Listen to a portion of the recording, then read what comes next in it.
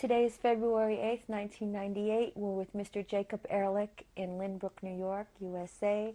My name is Florence Schuster, and this interview is in English. Today is February 8th, 1998. We're in Lynbrook, New York with Mr. Jakob Ehrlich. My name is Florence Schuster, and this interview is in English. Could you tell me your name, please? Jakob Ehrlich. And could you spell it? Jakob Ehrlich. Have you ever been known by any other names?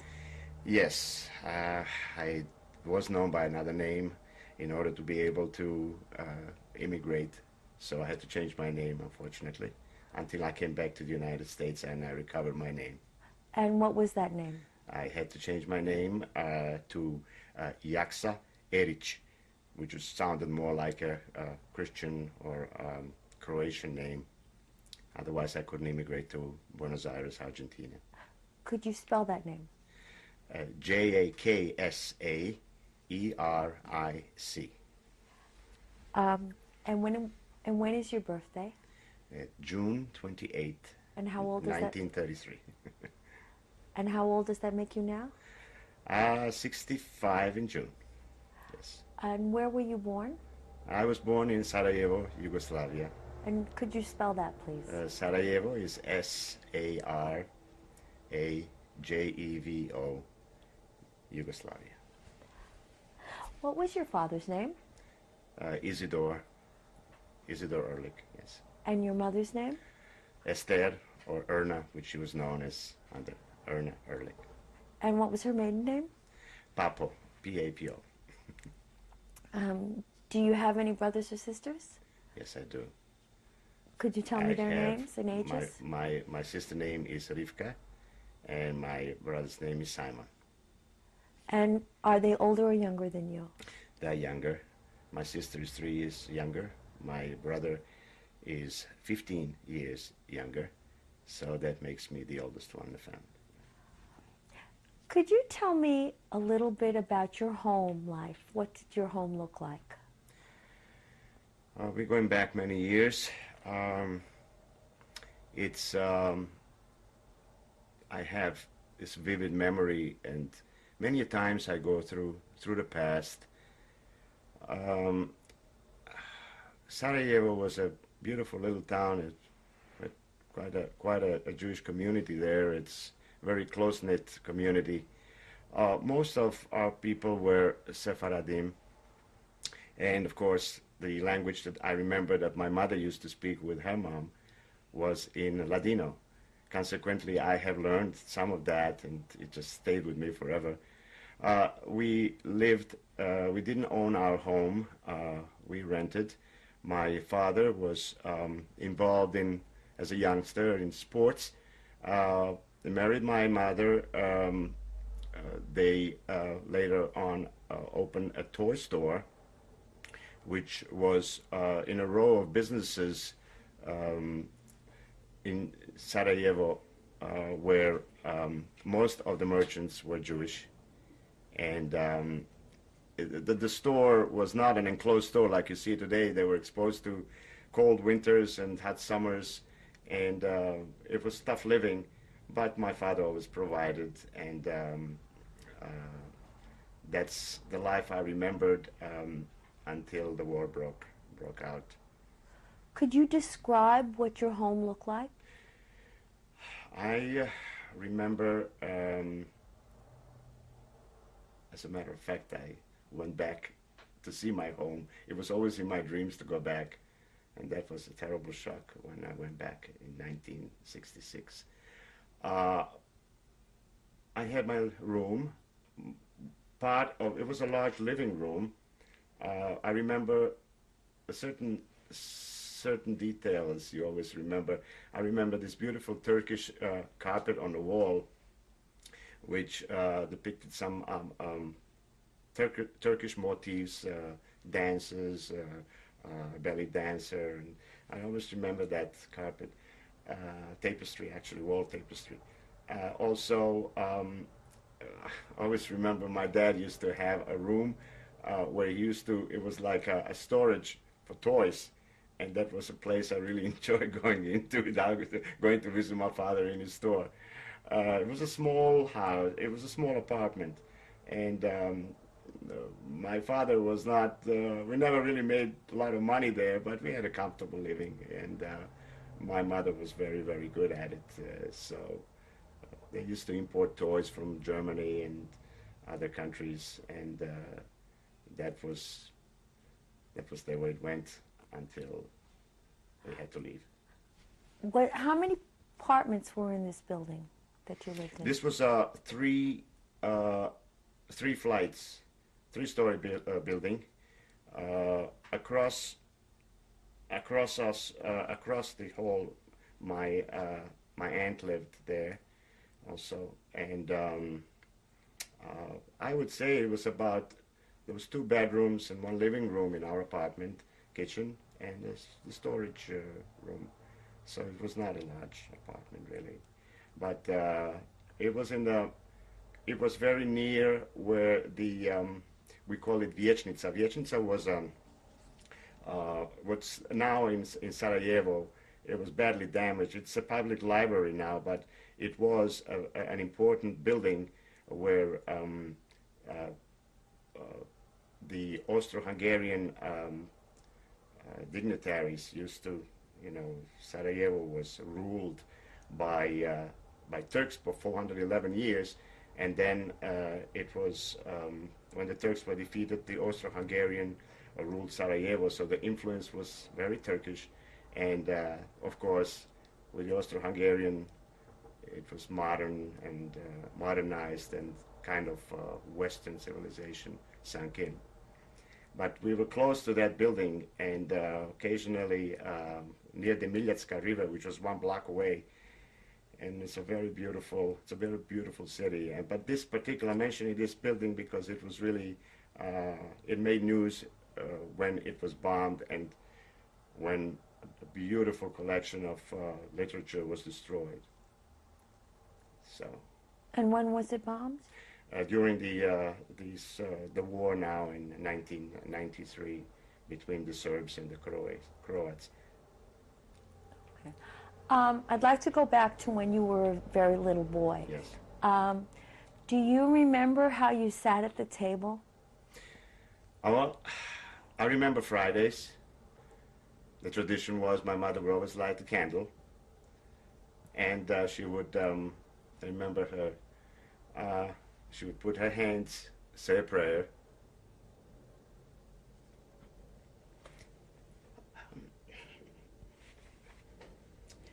Excuse me, I'm getting a little emotional about that. I miss her. Mom is gone. I was very little. My dad really wasn't very religious. He was involved in soccer.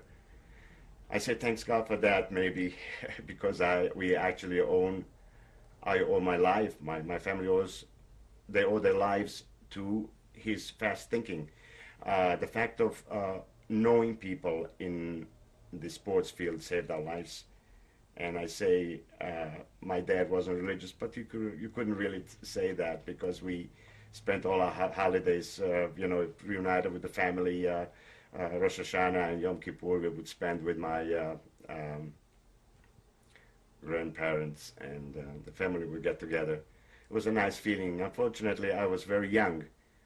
I was, as far as I can remember, it was when we left Sarajevo, I was only 8 years old. So you could figure out more or less my memory, maybe from 4 years to 8 years.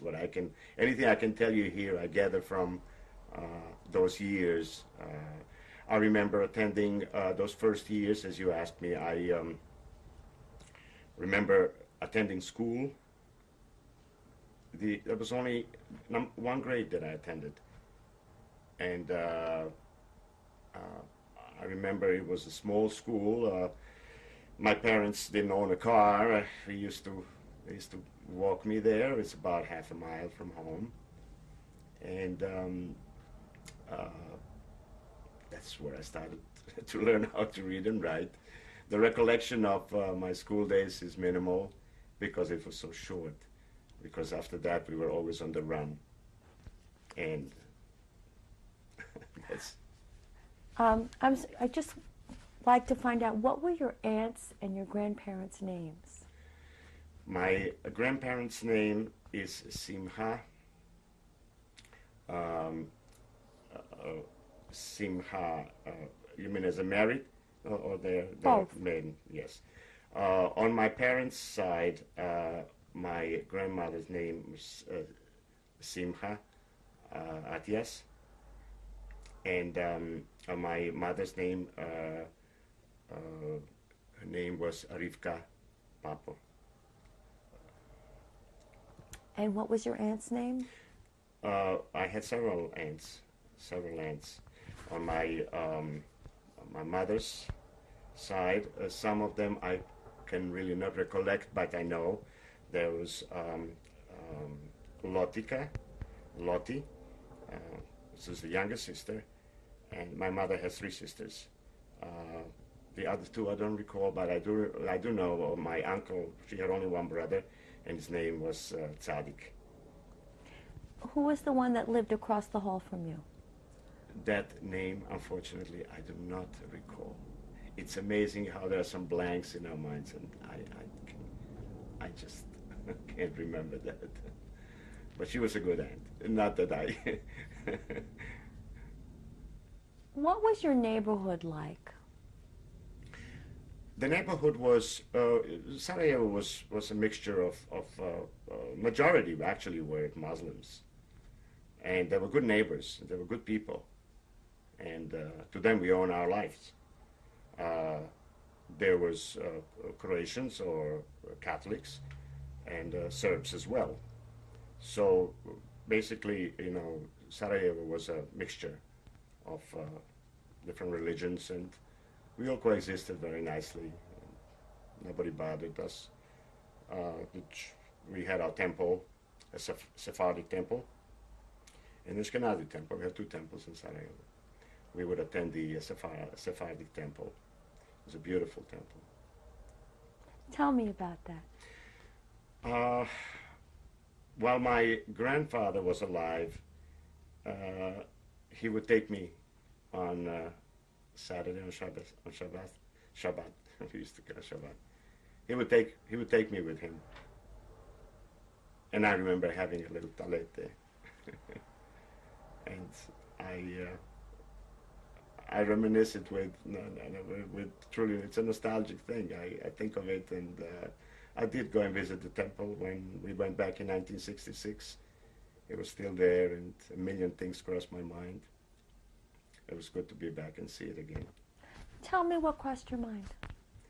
What crossed my mind, how different the life would have been if it wasn't for the war. Sometimes you can't change history, but I believe it would have been a nice place to be surrounded by the family and the cousins, and we were just through all this running around the world, one really becomes exhausted and tired. So when I got back to Sarajevo and I walked the streets that I remember walking when I was little, actually strange thing, when I came to Sarajevo, it was, we walked the street around 12 o'clock at night. We arrived there by 9, and I couldn't resist waiting. I wanted to go and see the streets. So I told my wife, who accompanied me on that trip, I said, let me show you. And we walked those streets at night, and I saw you. And I showed her the house where I lived. I showed her my grandmother's, and then we went back the following day. But that sensation of that night in the peace and quiet, it was very touching. And I cried like a baby. That's it.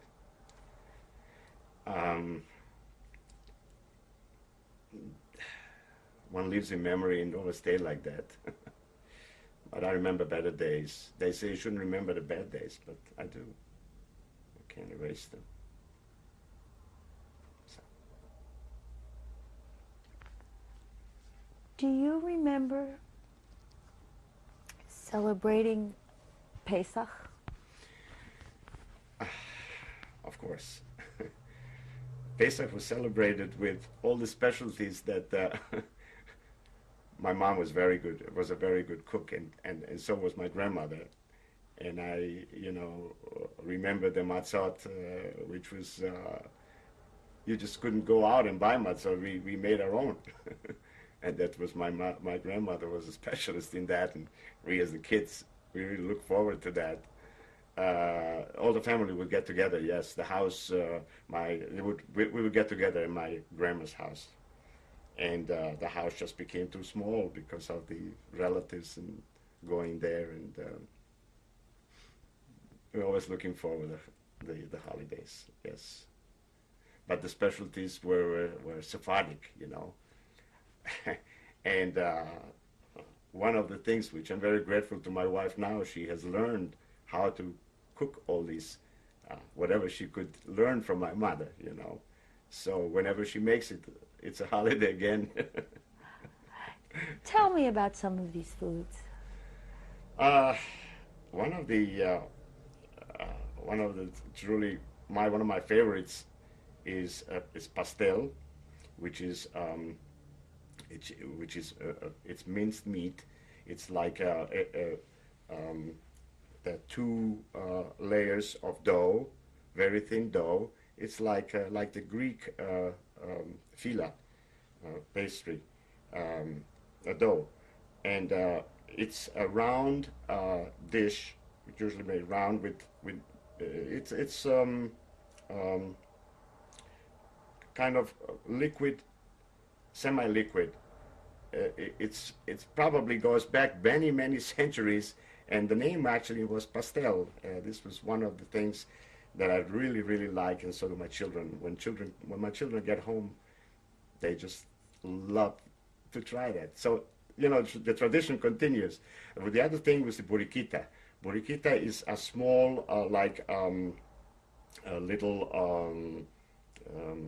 It's also dough, or with cheese or spinach.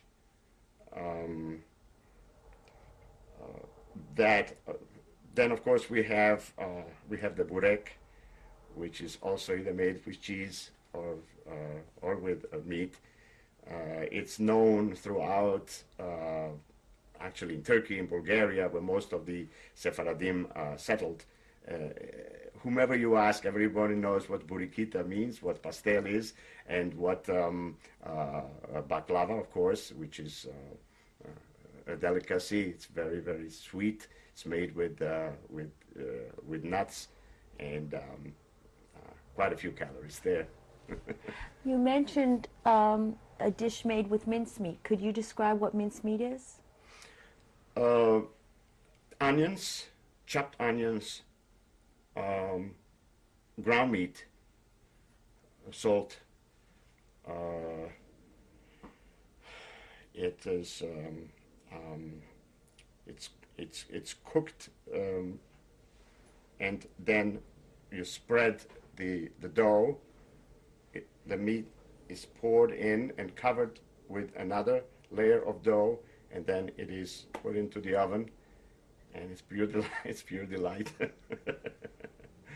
But you get to like it, and it's just wonderful. It's my specialty. I'm trying my daughter to. I'm trying that my daughter should actually. I was telling her, said before we go, Mom, maybe you should learn to do that. I said the tradition has to go on. Did you have a telephone? No. At that time in Yugoslavia, no. The telephone was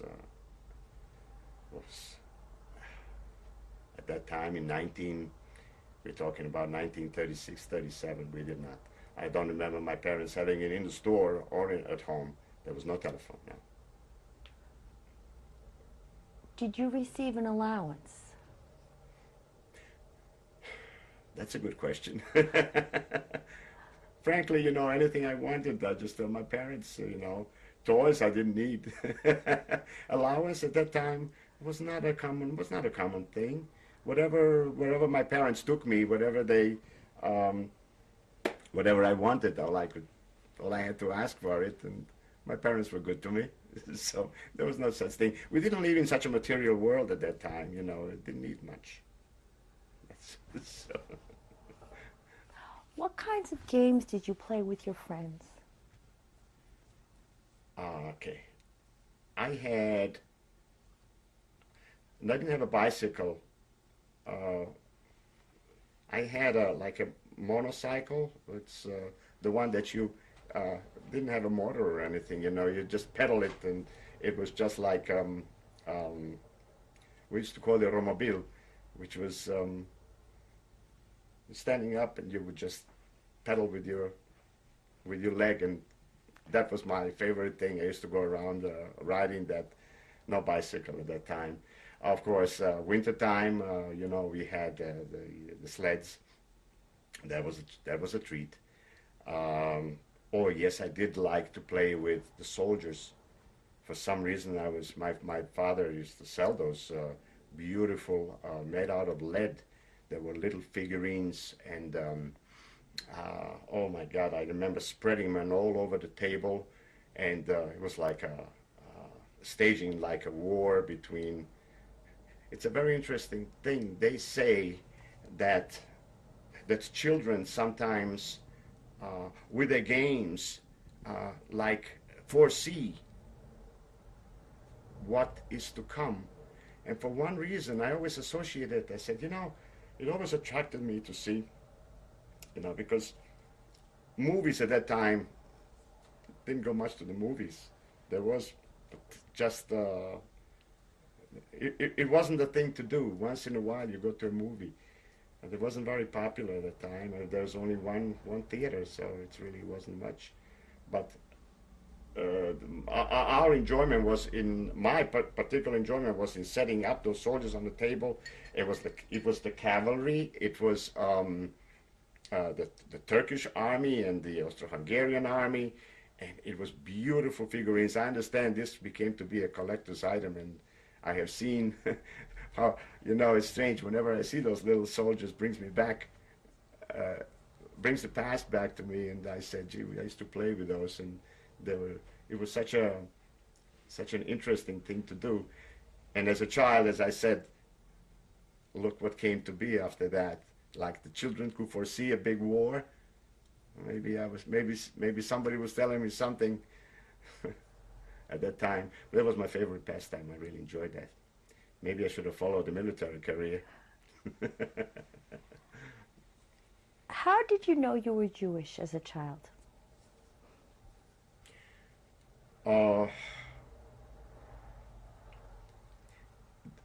There was no there was no discrimination there, that nobody pointed to you being a Jew. Maybe our people felt that before, years before. But as a child, I remember having Muslim friends and, you know, play around. Nobody pointed me as a Jew, but how I felt, like, how did I know? Because there was a certain pride in it. I thought in myself, and I still believe very strongly that going back for centuries and centuries, I really believe we were the chosen people, because I always thought that our religion is no statues. Everything is in here. It's the strength of our religion, I believe, is in our conviction that we are good people, we do well, we're hardworking people, and I take certain pride in that. That all religions are good, all the teachings are good. I'm sure that every religion teaches only do well, and you should receive well. But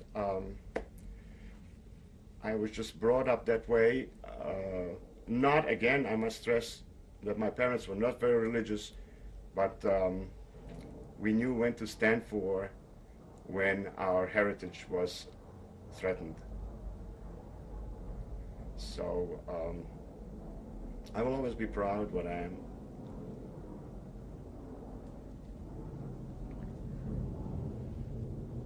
Tell me more about your father's soccer team. How was he active in that? This was his passion, sport as it is now in Europe.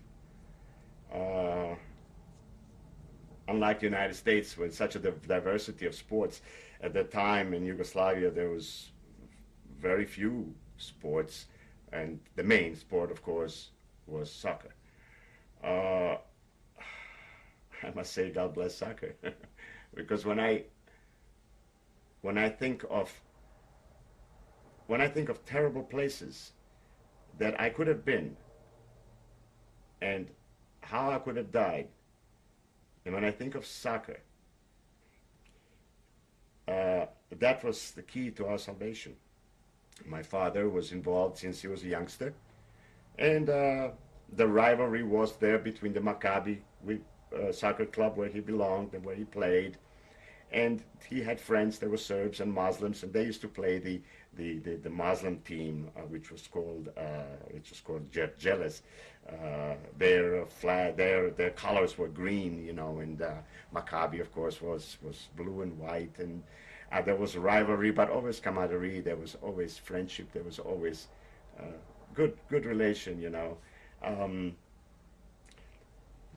One of the reasons we survived, again, I will stress, is because when my father was warned by his colleagues in 1940, they was told, easy, listen, this is something very terrible is going to happen to the Jewish people.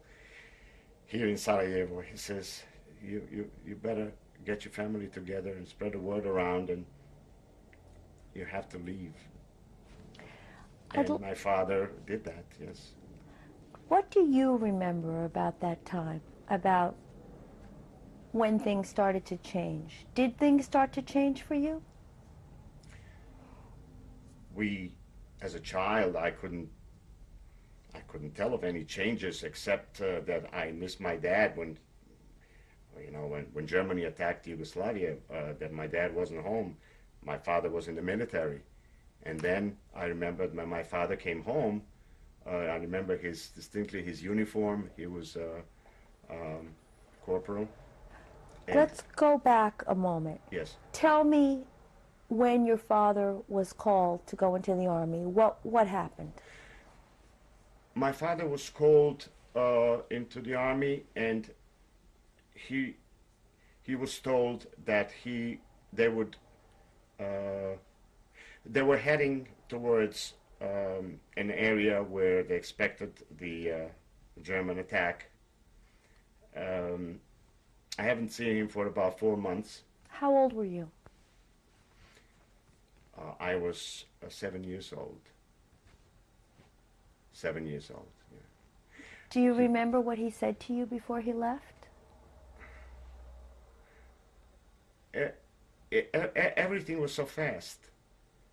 Everything was so fast. As a matter of fact, I do not remember when I don't remember that parting.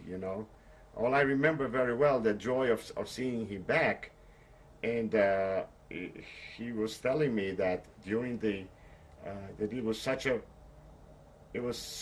everything happened so fast that there was no fighting. There was no fighting. And they were just overpowered. And Yugoslavia just... I'm sorry, we're going to have to change tapes and we'll continue.